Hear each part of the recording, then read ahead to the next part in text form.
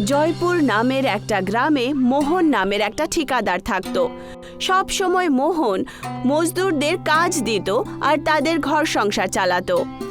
এই জন্যে সব সময় গ্রামের লোকেরা তার সম্মান করত আর তার কথাও মানত। যদি সত্যিই কেউ তোমাদের মতন শ্রমিকদের পায় তাহলে তার ভাগ্য তো খুলে যাবে।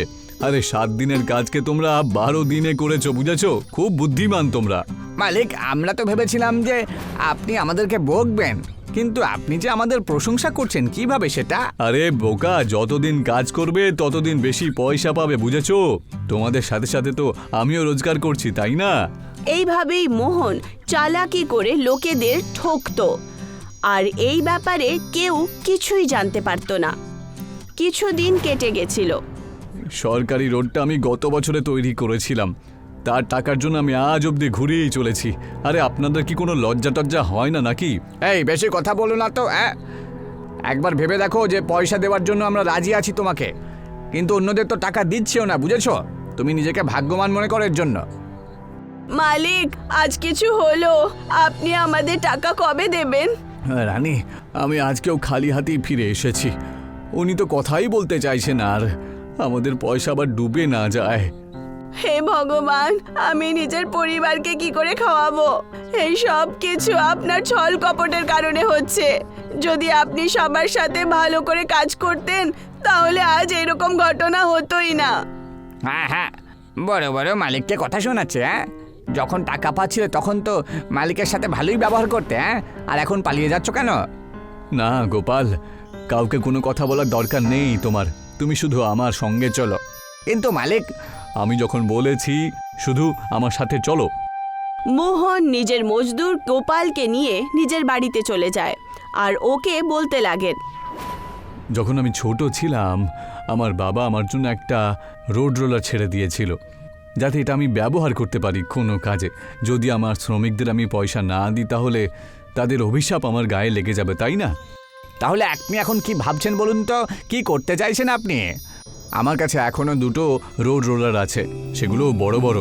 ওগুলো থেকে যা টাকা পাবো অন্ততপক্ষে সেগুলো বিক্রি করে আমি আমার শ্রমিকদের টাকা তো দিয়ে দিতে পারবো। মোহন আর গোপাল ওই ছোট্ট রোড রোলার নিয়ে নিজের গ্রামের প্রধান, যিনি জমিদারও ছিলেন, ওনার কাছে বিক্রি করার জন্য যান আর বলতে লাগেন, আমার মাথা আজ অবধি কোথাও নত হয়নি প্রধান মশাই। আমি চাই যে এই ছোট্ট রোড রোলারটা নিয়ে আপনি আমাকে কিছু টাকা দিয়ে দিন, আর তাহলে আমি শ্রমিকদের টাকা দিয়ে দিতে পারবো। দেখো মোহন, আমি ছাড়া এই গ্রামে আর যার সম্মান আছে সে হলো শুধুমাত্রই তুমি, বুঝেছো? আমি কেন তোমার কষ্ট বুঝবো না বলো তো? কিন্তু আমার একটা শর্ত আছে। কীরকম শর্ত বাবু? আমি ঠিক বুঝলাম না। দেখো, আমি কোনো জিনিস একবার নেবার পরে কখনো ফেরত দিই না, আর যদি তুমি নিয়ে যেতে চাও তাহলে তোমাকে ডবল দাম দিতে হবে। বলো, এতে তুমি রাজি তো? আগে আমি মজদুরের জন্য সব কিছুই করতে পারি, আমি এতে একদম রাজি। মোহন প্রধান থেকে টাকা নিয়ে ওখান থেকে চলে যায় আর গিয়ে নিজের মজদুরদের জন্য অনেকগুলো খাবার রেশন নিয়ে আসে। মালিক, এগুলো কি? আপনি আমার কথার খারাপ পেলেন নাকি? আমি এই কিছু পয়সার জিনিসপত্র নিয়ে এসেছি, এটাই তোমাদের পরিশ্রমের ফল। এই পয়সা দিয়ে তোমরা তোমাদের সংসার চালিয়ে নিও আর নিজেদের ভালো করে খেয়াল রেখো। মালিক, আমাদের কাছে বাড়ি টাড়ি কিছুই নেই, গ্রাম তো রয়েছে অনেক দূরে, আমরা কি করব? ঠিক বলেছেন গোপাল ভাই, আমরা কেননা এইখানেই একটা ছোট ব্যবসা শুরু করে দিই, কিছু বিক্রি করার কাজ করে নিই। যখন নতুন ঠেকা আসবে তখন দেখা যাবে। এই প্রথম তুমি কোনো ভালো কথা বলেছো। আমি একটু ভাবনা চিন্তা করে তোমাকে কালকে এই কথাটা বলবো যে আমাদের ঠিক কী করা উচিত। মোহন ওখান থেকে নিজের বাড়ি চলে যায় আর গিয়ে ভাবতে শুরু করে। ওখানেই তার চোখ পড়ে তার ঘরের উঠোনে, যেখান থেকে একটা আলো আসছিল। এত রাত্রে এই আলোটা কোত্থেকে আসছে? কে কে ওখানে? কে ওখানে? যেইমাত্র মোহন ওই জায়গাতে পৌঁছায় তখন ওখানে গিয়েও দেখতে পায় যে প্রধানকে দেওয়া মিনি রোড রোলার আবার ফেরত তার ঘরেই চলে এসেছে, যেটা দেখে ও আশ্চর্য হয় আর ও সেই রোড রোলারের কাছে পৌঁছায়। এটা এখানে কি করে এলো? প্রধানমশাই তো এত দয়ালু নয় যে জিনিসটা আমাকে ফেরত দিয়ে যাবেন। নিশ্চয়ই কিছু একটা ব্যাপার আছে। অনেক দিন হয়ে গেছে এটা চালাইনি, এটা আমি একবার চালিয়ে দেখি। যেই মাত্র রোড রোলারকে মোহন হাত লাগালো তখন ওই রোড রোলার থেকে একটা আলোকিত চিঠি বেরিয়ে আসে, যেটা দেখে আগে তো মোহন ভয় পায়, কিন্তু তারপর ও সেই চিঠিটা পড়তে শুরু করে। যদি এই পত্রটা তুমি পড়ছো তার মানে হলো যে এটাই তুমি সমস্যায় রয়েছো। এই রোড রোলারটা একটা মায়াবী, তামিলনাড়ুর মন্দিরে একটা পুজো করা এই রোড রোলারটা। যখনই জীবনে কঠিন চলে আসে তখন আমি এই রোড রোলারের সাহায্যে তুমি ডোসা বানিও, মিসাল ডোসা, যার সাহায্যে পুরো 10 জন লোকের পেট ভরে যাবে। এই রোড রোলারটা তোমাকে গন্তব্যে পৌঁছে দেবে সব সময়ের জন্য।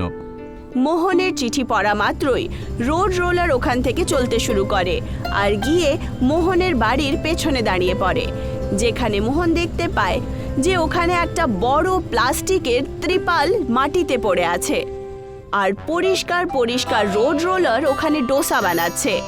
মোহন নিজের সাথীদের ডেকে সেই জায়গাতে নিয়ে যায়। মালিক, এটা আবার কি? এই ব্যাপারটা কি বলুন তো? রোড রোলার, ধোসা, এটা আবার কি কি হচ্ছে? এখন থেকে আমাদের সবাইকে কারোর দোয়ারে গিয়ে ঠোকর খাবার কোনো দরকার নেই, বুঝতে পেরেছো তোমরা? এখন থেকে আমরা এখানেই রোড রোলারের ডোসা বানাবো। কি সত্যি? এই কাজে আমার থেকে এগোতে তো কেউই পারবে না, আপনি দেখে নেবেন। তাহলে সবার প্রথমে আমাদের ডোসার জন্য আটা নিতে হবে, তারপর সেগুলোকে এই বড় তিরপলটার উপরে রেখে দিতে হবে, তারপরে তার উপরে মশলা মিশিয়ে এই মিনি রোড রোলারটা ওই আটার উপর দিয়ে নিজে নিজেই চলতে শুরু করবে আর ডোসা তৈরি হয়ে যাবে। আর কি ছিল, সবাই সেরকমটাই করলো। ত্রিপালের ওপর সবাই আটা দিল। ত্রিপালের মধ্যে আটা দেওয়া মাত্রই রোড রোলার তার উপরে চলতে শুরু করে। একবারে 10 লোকেদের খাবার তৈরি হয়ে যেত। দেখতে দেখতেই মোহন একটা বড় দোকান খুলে দেয় আর অনেকগুলো লোক তার রোড রোলার ডোসা খেতে আসতো, যেটা দেখে গ্রামের প্রধান প্রচণ্ড হিংসে শুরু করে। পাপি, চোর, দুষ্টু, তুমি তোমার কথা রাখতে পারলে না। তুমি আমার বাড়িতে এসে আমার রোড রোলার চুরি করে নিয়ে চলে গেছো। আমি তোমাকে বলেছিলাম না যখন তুমি নিয়ে যাবে তোমাকে 2 গুণ দাম দিয়ে যেতে হবে, কিন্তু তুমি আমার কথা তাও শুনলে না। এই নিন আপনার 2 গুণ বেশি টাকা যা আমি আপনার থেকে নিয়েছিলাম, আর এই নিন রোড রোলারের ডোসা যেটা রোড রোলার তৈরি করেছে। আরে বাহ, তুমি তো আমাকে অবাক করে দিলে। সবসময় এইভাবেই ভালো থেকো, খুব ভালো থাকো তুমি, বুঝেছো? আর এইভাবেই মোহন নিজের শ্রমিকদের সাথে মিলেমিশে রোড রোলার ডোসার দোকানও খুলে ফেলে। সবাই নিজের মনের হিসাবে থাকতে শুরু করে আর খাবার খেতে লাগে। সবার জীবন মোহনের রোড রোলার ডোসার কারণে খুব সুখময়ী হয়ে ওঠে আর সবাই মোহনের ধন্যবাদ জানাতে লাগে আর নিজের জীবন খুব ভালো করে কাটাতে লাগে। অনেক বছর আগে একজন বয়স্ক লোক নিজের নাতি অজয়ের সাথে থাকত আর অজয়ের খুব ভালো করে দেখাশোনা করত। আমাকে ক্ষমা করে দিও বাবা, আমি তোমাকে কোনোদিন কোনো জিনিস তোমার ভাগেরটা দিতে পারিনি। কি জানি ঈশ্বর আমাকে এর জন্য ক্ষমা করবেন নাকি না। আমি তোমার কাছে কিছুই চাই না দাদু, তুমি সাথে আছো এটাই যথেষ্ট। আমার মা বাবাও আমার তত খেয়াল রাখতে পারতো না যতটা তুমি রেখেছো। সেই জন্য আমি তোমাকে শহরের মেলায় ঘুরতে নিয়ে যাচ্ছি। হুররে দাদু, আমি ওখানে গিয়ে কটন ক্যান্ডি খাবো। অজয় নিজের দাদুর সাথে গ্রামের মেলাতে চলে যায়, কিন্তু ওখানে পৌঁছানোর পর অজয়ের দাদুকে একজন দরবান বাইরে গেটেই আটকে দেয়। আরে এই ভিখারি, তুমি ভেতরে কোথায় যাচ্ছ? কারোর অনুমতি ছাড়া? তুমি কি জানো না নাকি যে ভেতরে গরিবদের কোনো জায়গা নেই? যত সব, যাও এখান থেকে, যাও বলছি। আরে ভাই, এই কথাটা তুমি আমাকে ভালোভাবেও তো বলতে পারতে। দাদু, আমরা কি ভেতরে যেতে পারবো না? আমার ভেতরে যাওয়ার খুব ইচ্ছে। দেখো, আমি চাই না তোমার উপরে হাত তুলতে। যাও, চলে যাও, চলে যাও এখান থেকে, যাও। অজয়ের দাদু অজয়কে নিয়ে ওই মেলা থেকে দূরে চলে যায়। ওখানেই উনি নিজের গ্রামের বলবীরকে দেখতে পান, যে সেই মেলাতেই একজন সাহেবের বাড়িতে পিয়নের কাজ করত। এই যে বুড়ো বাবা, তুমি এখানে কি করছো গো? এই মেলাতে আমাদের গ্রাম থেকে কেউ আসেনি। আরে কি আর বলবো বাবা, আমার নাতিকে এখানে ঘোরাতে নিয়ে এসেছিলাম, কিন্তু ওখানকার দারোয়ানটা আমার সাথে বাজে ব্যবহার করেছে। আরে তুমি চিন্তা করো না, বাচ্চা শুধু দিল্লিকার লাড্ডু খেতে চাই তো। আমি ওকে নিয়ে যাচ্ছি ভেতরে, চলো আমার সাথে। আমার মালিক খুবই দয়ালু। বড়লোকদের মতন থাকেন ঠিকই, কিন্তু গরিবদের খুবই উপকার করেন। চলুন। বলবীর ওদেরকে নিয়ে নিজের ধনী মালিকের কাছে চলে যায়। ওই বড় বাড়িটা দেখার পর অজয় আর তার দাদু দুজনেই খুশি হয়ে গেল। আরে বাহ, এ তো খুবই ভালো দেখছি। যার বাড়ি এত ভালো হবে তার মনটাও নিশ্চয়ই ভালো হবে। দাদু, ওই যে ওপরে দেখো, ওই চমকানো জিনিসটা কি? বাবা, এটাকে ঝাড়বাতি বলা হয়। এটা বিদ্যুতের সাহায্যে চলে, আর বড়লোকদের বাড়িতে এসব থাকে। এটা আমারও চাই। আপনি কি আমাকে এই ঝুমুরটা দিতে পারেন? অজয় তার দাদুর সাথে কথা বলছিলই তক্ষুনি ওখানে ওই বড় বাড়ির মালিক মানে ঠাকুর বীরভদ্র চলে আসেন। এই যে বলবীর, এরা আবার কারা? তুমি ওদেরকে ভেতরে নিয়ে এসেছো নাকি? মালিক, এরা আমাদের গ্রামের কিছু অতিথি আমার সাথে দেখা করতে এসেছিল। এই বাচ্চাটা দিল্লি কা লাড্ডু খেতে চায়, সেই জন্য এখানে এসেছে আর কি। ওদের যা যা দরকার তুমি ওদেরকে দিয়ে দিও, আর বাড়ি থেকে খাবার খাইয়ে তবেই পাঠিও। না, আমি অন্য কিচ্ছু চাই না। আমি ওই ওপরে লাগানো লাইটটাই চাই, ব্যাস। আমি আর কিচ্ছু খাবো না। বাবা, ওটা আমাদের বংশগত ঝাড়বাতি, তুমি অন্য কিছু নিয়ে যাও। আপনি বাচ্চার কথায় রাগ করবেন না। কিন্তু অজয় সেই একই জেদ ধরে বসে থাকলো। সবাই নিজের নিজের বাড়িতে চলে গেছিল। আমার চাই মানে চাই, আমি কিচ্ছু জানি না। তুমি যা খুশি করো, কিন্তু আমাকে সেটা এনেই দাও। আচ্ছা ঠিক আছে বাবা, আমি তোমাকে কথা দিচ্ছি, একটা বড় আর ভালো ঝাড়বাতি তোমাকে বানিয়েই দেব। তুমি চিন্তা করো না একদম। অজয়ের জেদের কারণে তার দাদু বাড়ির কাছের জমি থেকে কিছু চিনি মাটি বার করে আর কাঁচের টুকরের সাথে একটা ভালো মাটির ঝুমর বানিয়ে তৈরি করে দেয়। অর্ধেক ঝাড়বাতি বানিয়েই ছিল যে ওখানকার মাটি শেষ হয়ে যায়। এই হয়ে গেছে আমার অর্ধেক মাটির ঝাড়বাতি তৈরি। এটা শুধু আর একটু সুন্দর দেখতে হলেই ব্যাস। এর মধ্যে আর আমি কি যে যোগ করতে পারি? কাঁচের টুকরো কম দেখছি, আর চীনা মাটিও কম দেখছি। আর একটু জঙ্গলের ভেতরে ঢুকে দেখি যদি কিছু পেয়ে যাই।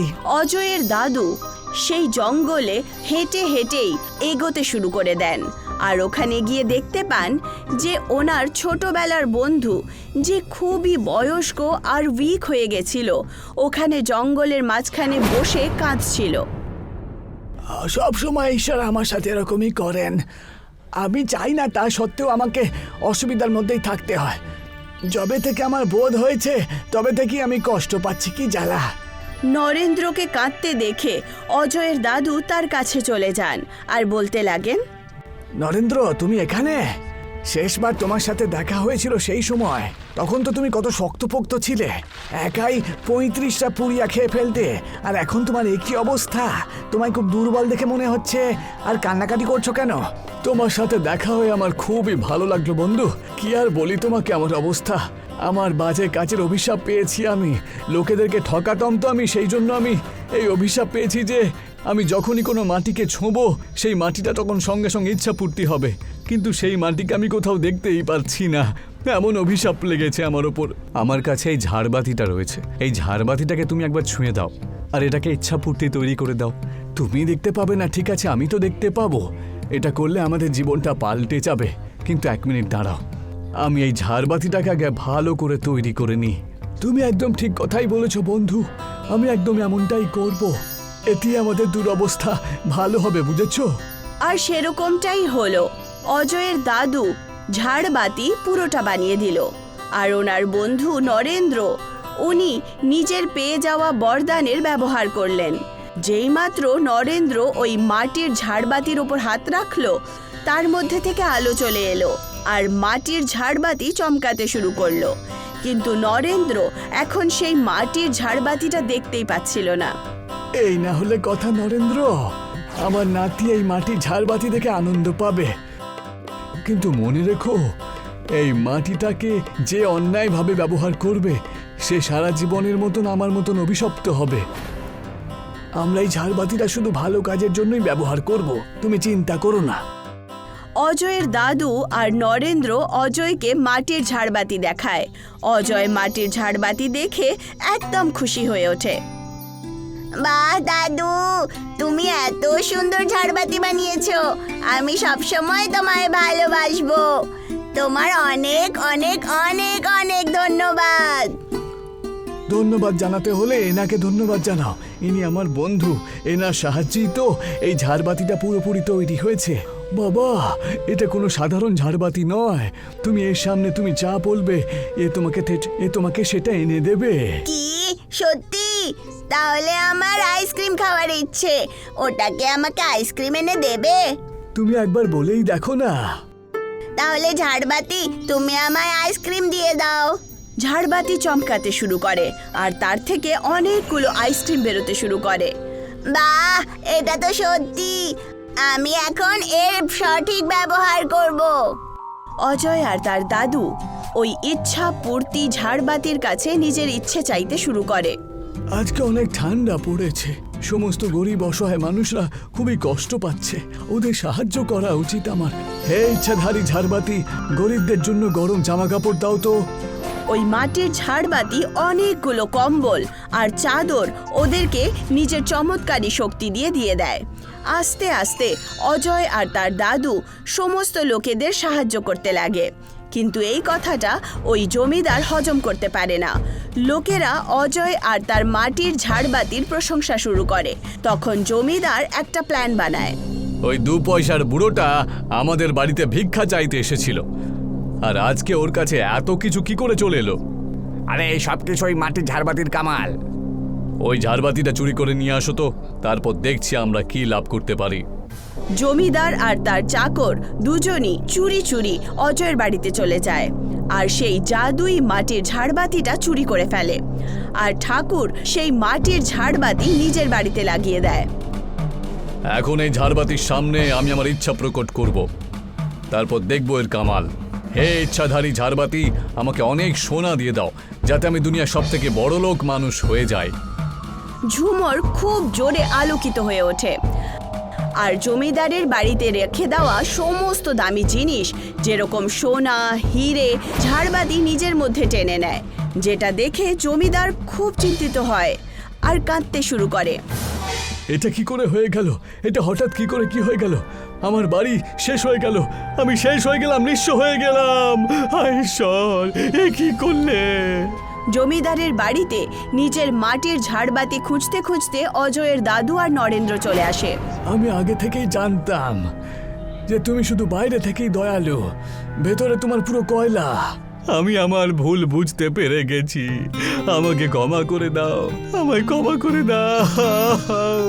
অজয়ের দাদু আর নরেন্দ্র নিজের জাদুই মাটির ঝাড়বাতি নিয়ে ওখান থেকে চলে যায় আর লোকেদের সাহায্য করতে থাকে। মিথ্যু একজন গরিব লোক ছিল যে কয়লার খাদানে কাজ করত। মিথ্যুর বাবা একজন অনেক বড় মিষ্টি কার ছিলেন আর উনি মিথ্যুকেও মিষ্টি বানানো শিখিয়ে দিয়েছিলেন। কিন্তু মিথ্যু মিষ্টি বানানো আর বিক্রি করতে খুব লজ্জা করত। আরে বাবা মিঠু, কোথায় যাচ্ছ? আরে আমি কাজ করতে যাচ্ছি বাবা, আমি আমার জন্য একটা নতুন কাজ খুঁজেছি। তুমি যদি আমার সাথে না থাকো তাহলে আমার দোকানটা কে সামলাবে? সেটা তুমিই জানো বাবা, আর এমনিতেই এই মিষ্টির কাজে আমার কোনো ইন্টারেস্টই নেই। বুঝতে পেরেছো? আচ্ছা, তাহলে তোমার কিসে ইন্টারেস্ট আছে বলবে? বাবা, এটা আমাদের বংশধর ব্যবসা। তুমি যদি এটাকে না সামলাও তাহলে আমার দোকানটা খুব তাড়াতাড়ি বন্ধ হয়ে যাবে। তুমি তো জানোই যে আমার শরীর আজকাল ভালো থাকে না। আমি আর কতদিন কাজ করতে পারবো? তোমার যখন শরীর ভালো নেই তাহলে দোকানটা বন্ধ করে দাও না। আমি আজকের পর থেকে এই দোকানে কাজ করতে আসবো না, ব্যাস। ঠিক আছে বাবা, যা তোমার ইচ্ছে, কিন্তু এটা তো বলো যে তুমি তোমার জন্য নতুন কি কাজ খুঁজেছো? একটা ব্রিটেনের কোম্পানি, কয়লা খনি থেকে কয়লা বের করে ওরা। বাবা, এই ইংরেজদের কোনো ভরসা নেই খোকা, কবে যে বোকা বানিয়ে চলে যাবে কেউ জানে না। মিথ্যু নিজের বাবার কথাটা না শুনেই ওখান থেকে চলে যায়। জানি না আজকালকার ছেলেরা কি যে হয়েছে কে জানে, নিজেদের বংশের কাজ করতেই ওদের এখন লজ্জা লাগে, যত সব ভাল লাগে না। আর কয়লার খনিতে গিয়ে কয়লা বের করতে তাদের খুবই গর্ব হয়। উফ! মিথ্যু কয়লার খাদানে কাজ করার সিদ্ধান্ত তো নিয়ে নিল, কিন্তু ও এই কথার একদম জানতো না যে এই কাজটা তার জন্যে কতটা মুশকিল হতে চলেছে। ও সাদা রঙের কাপড় পরে কাজে চলে যায়। কিন্তু খাদানে পৌঁছানোর পর নিজের হাত দিয়ে কয়লা বার করতে থাকে। কি হয়েছে ভাই, ইয়ার কি মারছো নাকি? আরে হাত দিয়ে কে কয়লা বের করে? তাহলে কিভাবে বের করে কয়লা? আরে টাংনা দিয়ে কয়লা বের করো, বুঝেছো? এই দেখো, এইভাবে। মজদুর মিথ্যুকে কয়লা কি করে তুলতে হয় দেখায়, কিন্তু তা সত্ত্বেও মিথ্যু ঠিক করে বুঝতেই পারে না। মনে হয় নতুন নতুন কাজে এসেছো, এর আগে কখনো এই কাজ করোনি নাকি? না দাদা, এই কাজ আমি প্রথমবার করছি। এতদিন পর্যন্ত বাবার দোকানেই তো আমি কাজ করে এসেছি। মিথ্যু কোদাল দিয়ে কয়লা বার করতে শুরু করে, কিন্তু কিছুক্ষণ কাজ করার পর সে খুব ক্লান্ত হয়ে ওঠে আর তার সাদা কাপড়ও কালো হয়ে যায়। বিকেল পর্যন্ত কাজ করতে করতে তার হাতে খুব চোট লেগে যায়, কিন্তু সে এই ব্যাপারে কাউকে বলে না আর বাড়িতে এসে খাবার না খেয়েই ঘুমোতে চলে যায়। উঠে পড়ো বাবা, এই নাও খাবারটা খেয়ে নাও। মাখনলাল দেখতে পায় যে মিথ্যুর হাতে চোট লেগেছে। ও আলমারি থেকে ওষুধ বার করে আর তার হাতে লাগিয়ে দেয়। এখনো সময় আছে বাবা, ওই কাজটা তোমার পক্ষে করা সম্ভব নয়। কাল থেকে ছেড়ে দাও ওসব কাজ আর আমার সাথে দোকানে চলে এসো। দেখো বাবা, যেমন চলছে না, তুমি সেইভাবে চলতে দাও তো। মিথ্যু নিজের বাবার কথা শোনে না আর রাগের চোটে খাবার অর্ধেক ছেড়েই ঘুমিয়ে পড়ে। পরের দিন সকালেও তাড়াতাড়ি উঠে কাজে চলে যায়। তার হাতের চোট খুব ব্যথা দিচ্ছিল, কিন্তু তা সত্ত্বেও সে কাজ ছাড়ে না। এইভাবেই কাজ করতে করতে অনেক মাস কেটে যায় আর যখন বেতন পাওয়ার তারিখ চলে আসে তখন মালিক শহর ছেড়ে পালিয়ে যায়। আরে আমি তো নিঃস্ব হয়ে পড়লাম, এত মাস ধরে এখানে কাজ করে এসেছি আর টাকা দেওয়ার সময় এসেছে তো মালিক উধাও হয়ে গেল। সমস্ত মজদুরদের মতো মিথ্যুও নিজের উদাস চেহারা নিয়ে বাড়িতে চলে আসে আর বাড়িতে গিয়ে নিজের বাবাকে সমস্ত ঘটনা বলে দেয়। চিন্তা করো না বাবা, আমি তো এখনো বেঁচে রয়েছি। আমরা দুজন মিলে আবার নতুন করে দিন শুরু করব, তাই না? কিন্তু বাবা, আমি ওখানে কয়লা খোদাই করাতে অনেক পরিশ্রম করেছি, আমার সমস্ত পরিশ্রম জলে চলে গেল। না বাবা, কোনো পরিশ্রম কখনো জলে যায় না। আমরা ওই কয়লার ব্যবহার মিষ্টি বানানোর জন্য করব। হ্যাঁ, তুমি গিয়ে এক বস্তা কয়লা নিয়ে এসো, যাও। মিথ্যু একটা বস্তা নিয়ে যায় আর তাতে কয়লা ভরে নিয়ে আসে। মাখনলাল আর মিথ্যু মিলে কয়লার ওপর মিষ্টি বানায়। বাবা, আমাদের আশেপাশে অনেক মিষ্টির দোকান রয়েছে, তাই লোকেরা আমাদের দোকান থেকে মিষ্টি কেন কিনবে? বাবা, আশেপাশের দোকানদারেরা মিষ্টি বানানোর জন্য রসায়ন আর কেমিক্যালের ব্যবহার করে, কিন্তু আমরা তো শুদ্ধ মিষ্টি তৈরি করি। আর অন্য কারিগরেরা আবার বিদ্যুতে চলা মেশিনের সাহায্যে মিষ্টি তৈরি করে, কিন্তু উল্টো দিকে আমরা তো কয়লার উনুনেতে নিজেদের হাতে মিষ্টি তৈরি করি। যখন লোকেরা এইসব কথা জানতে পারবে তখন আমাদের কাছ থেকে মিষ্টি কিনবে বাবা। এখন মিথ্যুও নিজের বাবার সাথে মন লাগিয়ে কাজ করতে শুরু করে আর ওরা দুজন মিলেমিশে কয়লার ওপর শুদ্ধ দেশি মিষ্টি বানাতে শুরু করে। দেখতে দেখতেই তাদের পরিশ্রম রং আনে আর লোকেদের মিঠুর কয়লার বরফির ব্যাপারে জানতে পেরে যায়। তখন অনেকগুলো লোক কয়লার বরফি কিনতে তাদের দোকানে আসে। এই যে বাবা মিঠু, আমাকে 1 কিলো বরফি দাও না তুমি। আরে জেঠু, তোমার তো মিষ্টি খাওয়া বারণ, তাই না? তুমি যদি এত মিষ্টি খাও তাহলে সুগার বেড়ে যাবে।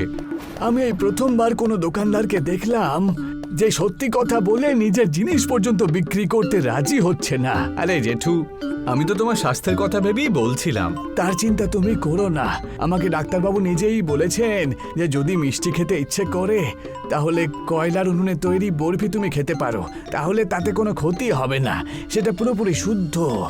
ডাক্তারবাবু নিজে তোমাদের এই কয়লার উনুনে তৈরি মিষ্টির প্রশংসা করেন যে। আচ্ছা, তাহলে এই ব্যাপার জেঠু, আমি তো জানতামই না। এই নাও, আজকে আমার তরফ থেকে বরফি খাও তুমি। মিথ্যু কাকুকে নিজের হাতে বানানো কয়লার বরফি খাইয়ে দেয় আর 1 কিলো ওনাকে প্যাকও করে দেয়।